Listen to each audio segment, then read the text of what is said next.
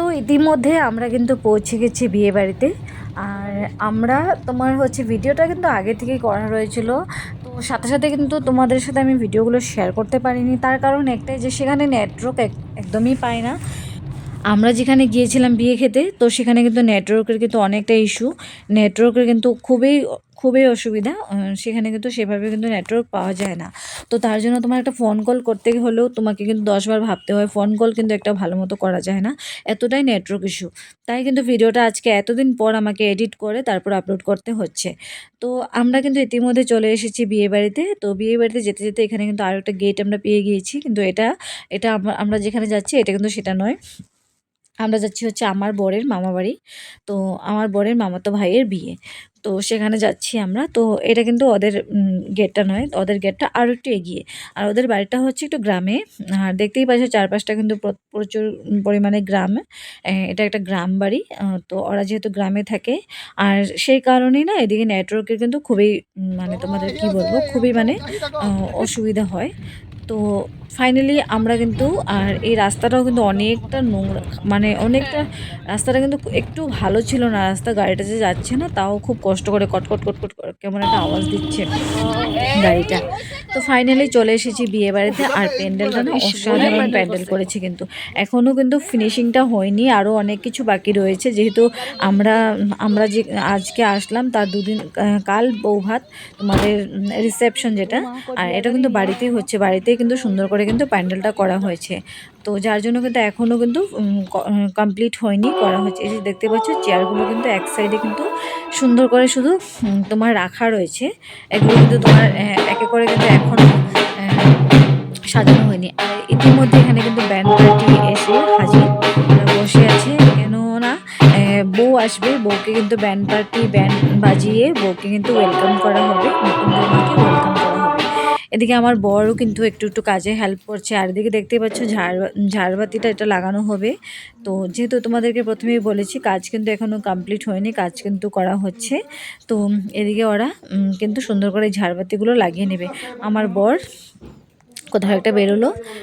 আমার বড় কিন্তু প্রচুর কাজ করছে বিয়েবাড়িতে এসে। আর এক্ষুনি কিন্তু বৌমাও চলে আসবে, তোমার সাথে সাথেই চলে এসেছিল বৌমা। আর আমরা যেহেতু তোমার বিয়েতে যেতে পারিনি, তাই আমাদেরকে কিন্তু বলে দেওয়া হয়েছিল যেন বউ নিয়ে বাড়ি ফেরা, আমার বরের ভাই ও বলে দিয়েছিল যে বউ নিয়ে বাড়ি ফেরার সাথে সাথে যেন আমি তোদের দেখা পাই। আমাদেরকে কিন্তু সেটা কিন্তু বলে দিয়েছিল। তো তাই কিন্তু আমরা সেই মতে কিন্তু আসার চেষ্টা করলাম। তো আমরাও এসে পৌঁছেছি, পৌঁছে শুধু ড্রেস আপটা চেঞ্জ করেছি করে। আর আমরা কিন্তু তোমার এই রাস্তাতে এসে কিন্তু দাঁড়িয়ে পড়েছি। এবার এই বলে গাড়িটা চলে আসছে, এই চলে আসছে, এই চলে আসছে, এরকম একটা ভাবনা রয়েছে। তো আমি এসেছিলাম অন্য একটা শাড়ি পরে, তাই আমি কিন্তু তাই আমি এই শাড়িটা কিন্তু পরে নিলাম। তো এসে ড্রেস চেঞ্জ করে কিন্তু এই শাড়িটা পরে নিলাম। তো পরার পর এবার কিন্তু আমরা বাইরে এসে কিন্তু দাঁড়িয়ে রয়েছি। আর এবার যেহেতু নতুন বৌমা বাড়ির দিকে আসবে, তো নতুন বৌমাকে ওয়েলকাম করার জন্য কিন্তু অনেক বোম ফাটানো হবে, অনেক কলা গাছ জ্বালানো হবে। তো এখানে কিন্তু একটা বড় সাইজের কিন্তু একটা কলা গাছ জ্বালানো হচ্ছে, যেটা নতুন বউকে ওয়েলকাম করা হবে।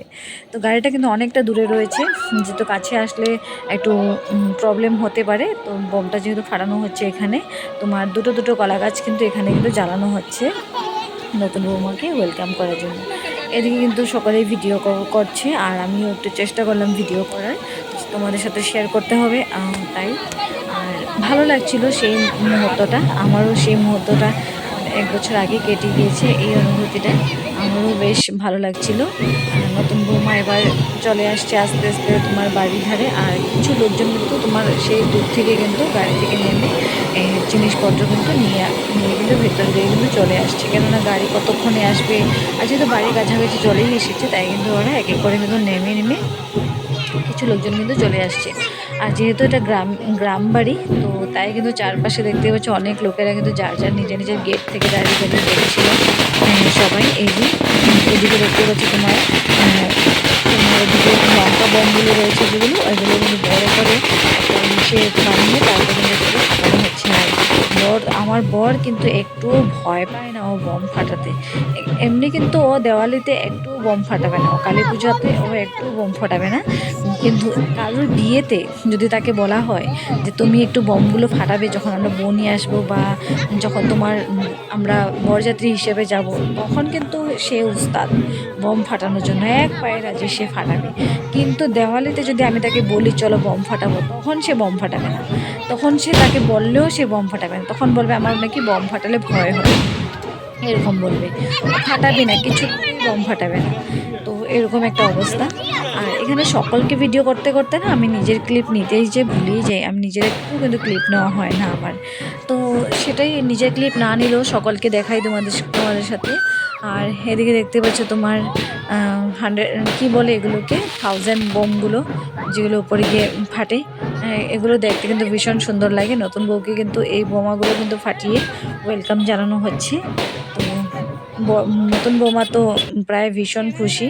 গাড়ি কিন্তু ইতিমধ্যে গেটের সামনে চলে এসেছে। আর এদিকে জামাইবাবু দেখতে পাচ্ছ ডান্স করছে, যেহেতু তার শালা বউ, সেই কারণে সে কিন্তু খুব আনন্দিত।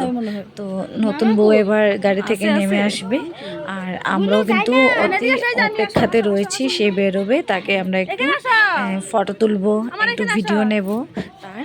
তো সেটাই। তো এদিকে দেখতে পাচ্ছি একে করে তোমার লোকজন কিন্তু গাড়ি থেকে নেমে আসছে, জিনিসপত্র নিয়ে ঢুকে গিয়েছে। এদিকে কিন্তু আমরা গেট ধরার একটা ব্যবস্থা রেখেছি, যে যারা বরযাত্রী হিসেবে গিয়েছে তো তাদেরকে আমরা কিন্তু এমনিতে ঢুকতে দেব না। আমরা এখানে কিন্তু গেট ধরার একটা ব্যবস্থা করে রেখেছি, তাদেরকে আমরা এমনিতে ঢুকতে দেব না। তারা প্রথমত আমাদেরকে টাকা দিতে হবে, তো তারপর ঢুকতে হবে। আর আমাদের দাবি ছিল 5000 টাকা আমাদেরকে দিতে হবে, তাহলে আমরা ঢুকতে দেবো, তার আগে দেবো না। তো গেটের সামনে আমরা চেয়ার বসিয়ে কিন্তু আমরা তোমার গেট ধরার ব্যবস্থাটা করলাম। আর কারণটা হচ্ছে, কেননা চারপাশ দিয়ে সাইড দিয়ে যেন কেউ ঢুকতে না যায়, সেই কারণে আমরা কিন্তু এটা করছি। তো এটাও একটা তোমার সুন্দর একটা অনুভূতি।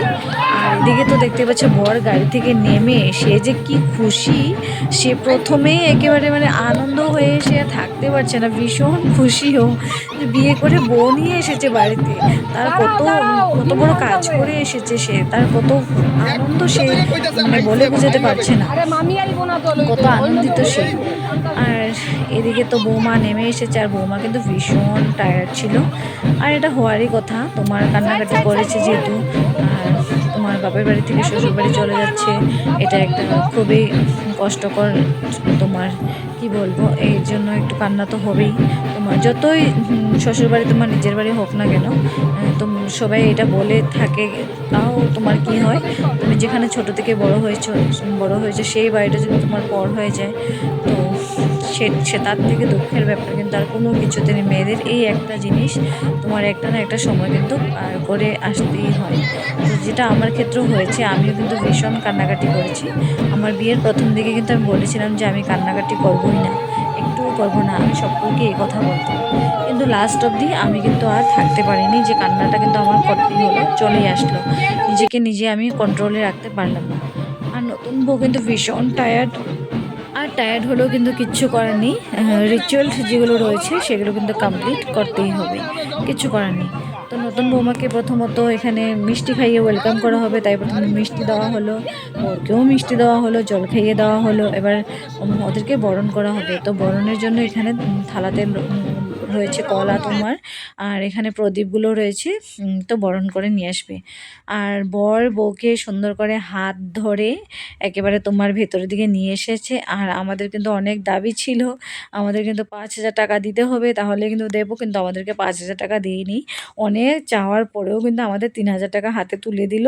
তারপর আমরা আর ভাবলাম চলো ঠিক আছে, 3000 টাকাটা দিয়েছে সেটাই বড় কথা, 5000 দিতে পারেনি, দেয়নি, পারেনি না, পারবে কিন্তু দেবে না, এটাও ওদের একটা খুনসুটি আমাদের সাথে লাগার, যে 5000 টাকা চাইলে আমরা 5000 টাকা দিয়ে দিলে তো সেটা তো ব্যাপারটা কেমন হয়ে যায়। তো তাই কিন্তু দিল না, তাই আমাদেরকেও একটু নাচালো যে না এক্ষুনি তো দিয়ে দেওয়া যাবে না, একটু ওয়েট করিয়ে করে দিতে হবে। 3000 টাকাটা কিন্তু কত ওয়েট করে দিয়েছে আমাদেরকে, তোমার 500 করে তোমার 6-7 বারে কিন্তু আমাদেরকে টাকাটা দিয়েছে, বুঝতে পেরেছো কেমন আমাদের সাথে। ও যেহেতু আমার ছোট দেওয়ার বলতে ও আমার মামা শ্বশুরের মামার ছেলে, আমার মামা শ্বশুরের ছেলে, যদি ও আমার সম্পর্কে দেওয়ার হয়, তো নো একটু মজা করলো আমাদের সাথে।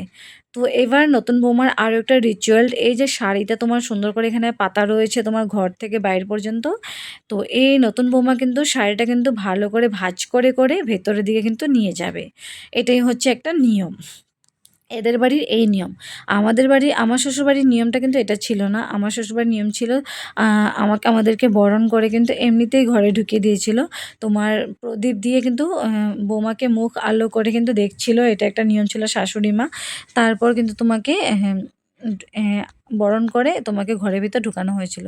এরকম কোনো রিচুয়াল ছিল না। ওদের বাড়িতে এই নিয়ম। তোমার বর কিন্তু আগে এগিয়ে চলে যাচ্ছে, আর এদিকে বৌমা কিন্তু তোমার এই যে শাড়িটাকে কিন্তু ভাঁজ করে করে ভেতরের দিকে কিন্তু নিয়ে যাচ্ছে। এটা হলো ওদের একটা নিয়ম, যেটা করতে হবে।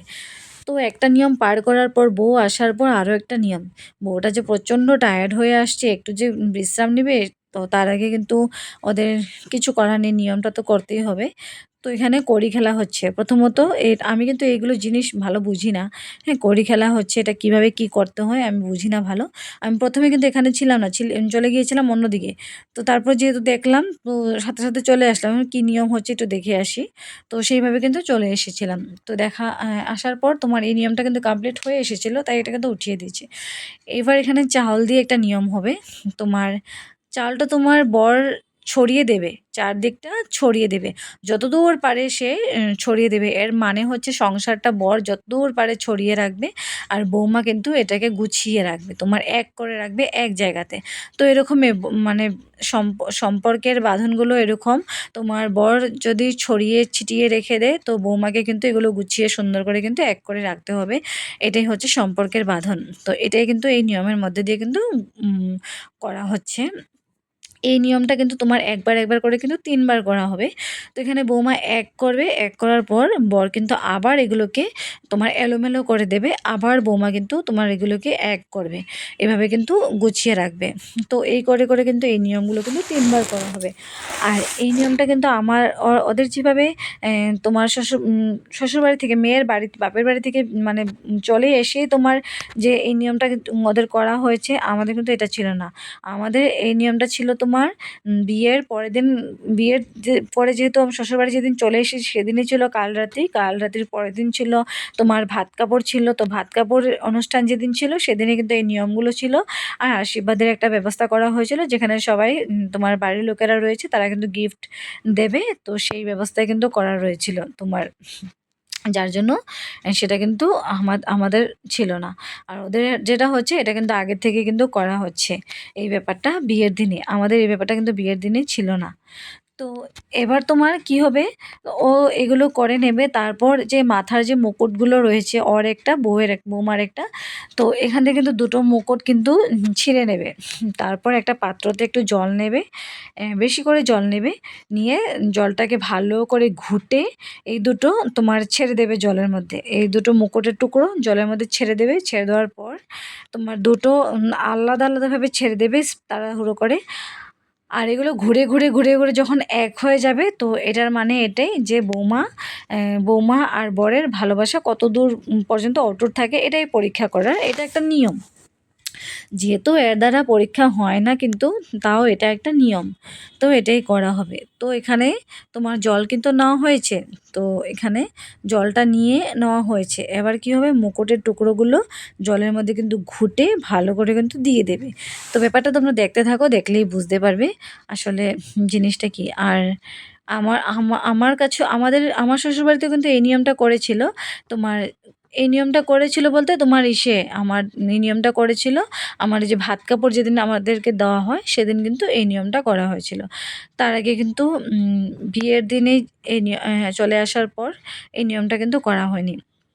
আর এদের যেহেতু আগের দিন ছিল বিয়ে, তারপর মাঝখানে একদিন গ্যাপ দিয়ে পরের দিন তোমাদের রিসেপশন। আমাদের কিন্তু সেরকম ছিল না। আমাদের আগের দিন ছিল বিয়ে তোমার, তো সেখানে তোমার প্রায় বিয়েতে একদিন, বাসি বিয়ের দিন একদিন লেগে গেছে আসতে আসতে। সেদিনে ছিল কাল রাত্রি, মাঝখানে একদিন গ্যাপ দিয়ে পরের দিন ছিল আমাদের তোমার রিসেপশনের যে পার্টিটা ছিল। বরের বাড়ি থেকে যাদেরকে নিমন্ত্রণ করা হয়েছিল, অতিথিরা যারা আসবে, সেই পার্টিটা কিন্তু তোমার আমাদের হয়েছিল লাস্টে, তোমার দুদিন মাঝখানে গ্যাপ নিয়ে। তো এরকম গ্যাপ নিলে কি হয়, একটু ক্লান্তি ভাব যেটা থাকে এটা কিন্তু দূর হয়। তো আজকে দেখো ঘুমোতে, ঘুমোতে কিন্তু অনেকটা রাত্র হয়ে যাবে। বৌমা কিন্তু সেভাবে কিন্তু ঘুমোতেও পারবে না। অনেক লোকজন রয়েছে বাড়িতে। আ সে দেরি হয়ে যাবে। আর তারপর তোমার এই পরের দিন আবার তাড়াহুড়ো করে উঠতে হবে সকাল, সকাল। এই তোমার অনেক রিচুয়াল রয়েছে সেগুলো করার জন্য। আর এদের বাড়িতে কি নিয়ম, তোমার ভাত কাপড়টা দেওয়া হবে রিসেপশনের রাতের পরে কিন্তু তোমাদের ভাত কাপড়টা দেওয়া হবে এদের।